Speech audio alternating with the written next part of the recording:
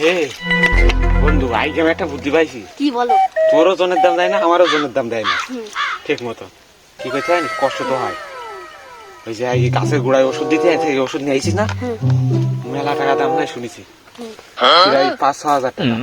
আমাকে মনে হয় ভালোভাবে 4-5 দিনের ওজনের দাম উঠে যাবে, বুঝিস? হ্যাঁ।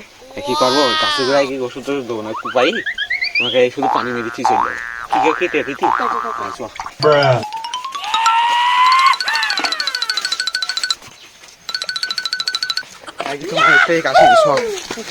এই শোন, ওষুধ দিতাম না শুনেছি 4-5 হাজার টাকা। কোনো একটা কাজ করা যাক, এটা পরে বাড়িতে আসলে নিয়ে যাবে। এই শুধু দিয়ে দিয়ে দেবো, চ গাছের গোড়ায় দেখি।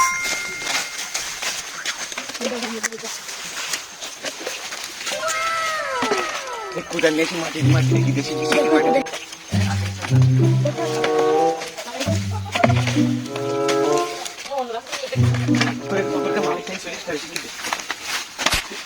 কেউ যাতে না দেখতে পাই, বুঝছিস?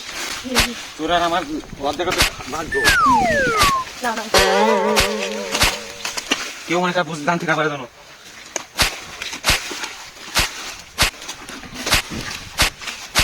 হয়ে গেছে সকিলাম।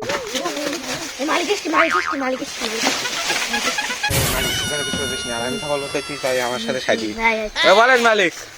তোদের কাজ কামের কি অবস্থা রে? হ্যাঁ মালিক, হয়ে গেছে। দেখেন ও দেখেন সব চারদিকে আমরা শুয়ে ওষুধ দেওয়া শেষ। ভালো করে সুন্দর করে কাজ করেছি তো মন মতো।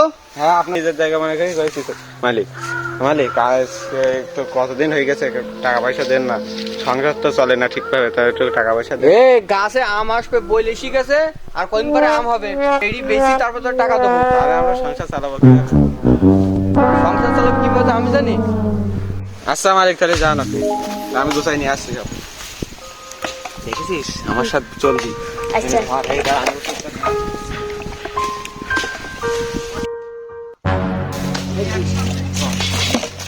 আজকে এই গাড়ি গেছে আমার কাছে দাম নিয়ে বাড়িছে।